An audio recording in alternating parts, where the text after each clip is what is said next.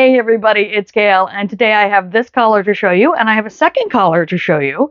Both of them are from the same little pamphlet that I got off, I think it was Etsy, and they were originally made with Liz Cordette. They're from the 1940s. Liz Cordette is made by, I believe it was Twillies. So it's a British pattern, we've got British terms, and you make them using a size 5 thread, which was what Liz Cordette was, and a 1.25 millimeter hook. So very small hook, pretty small thread, not the smallest, but it's up there.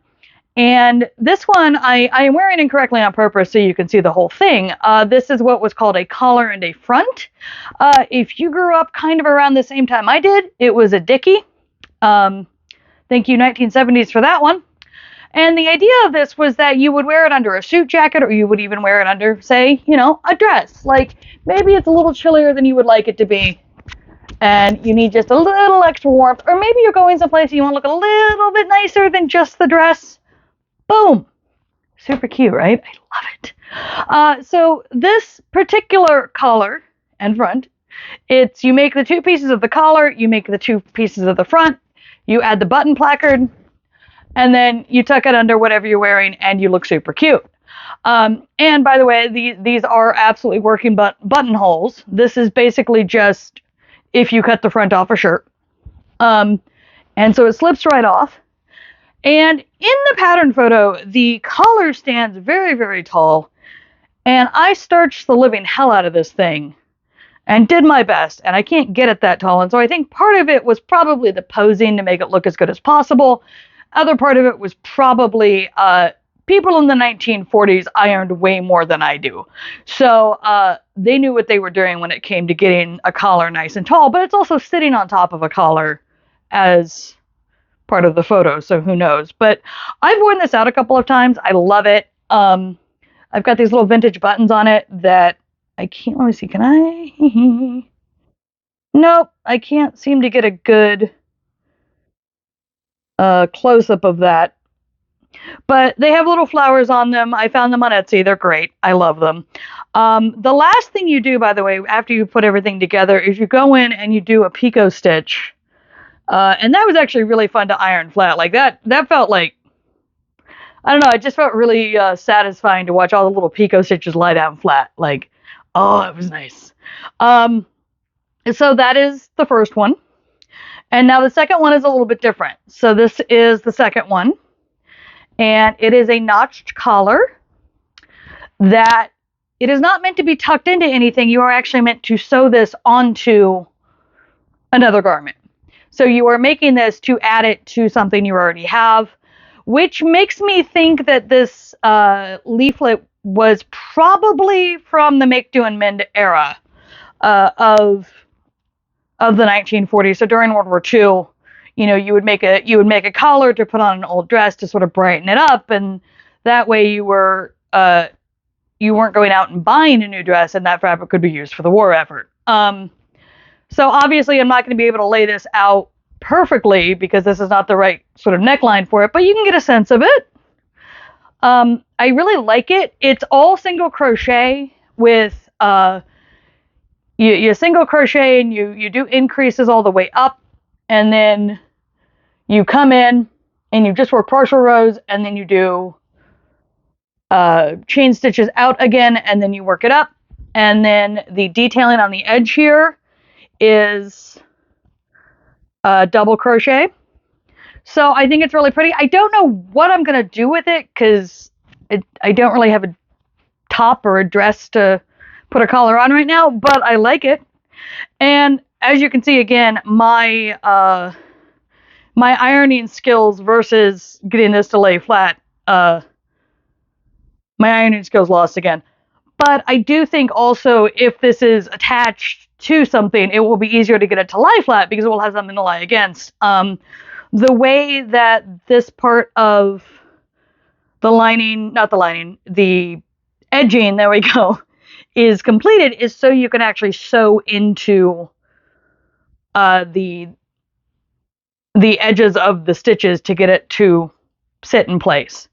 So I really like it. It will go into the box until I figure out what to do with it.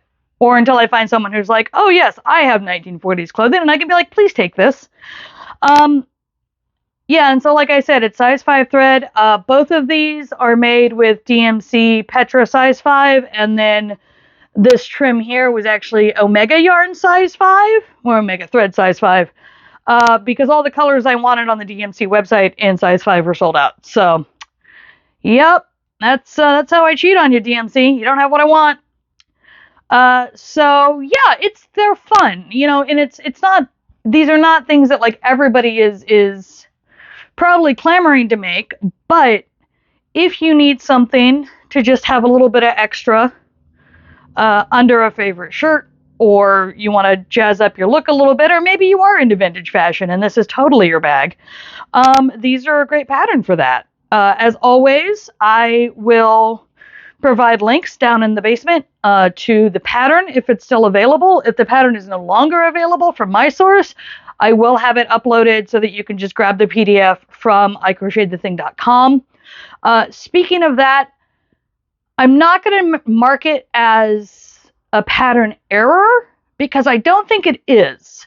But personally, when I am working along an edge like this, where I have filet crochet, and so it's double crochets all the way down, I do prefer to work 2 stitches per square, and it was saying to work 1 stitch per square, and I don't think that would have worked out, but I also didn't try it. So I don't want to say like it's a mistake. Maybe it does work out, and I just don't know. But I went ahead and just worked it as 2 stitches per filet crochet edge because that's what you do. Yeah, I think that's the whole thing today. So a smaller project. I don't know that I would necessarily call them quicker.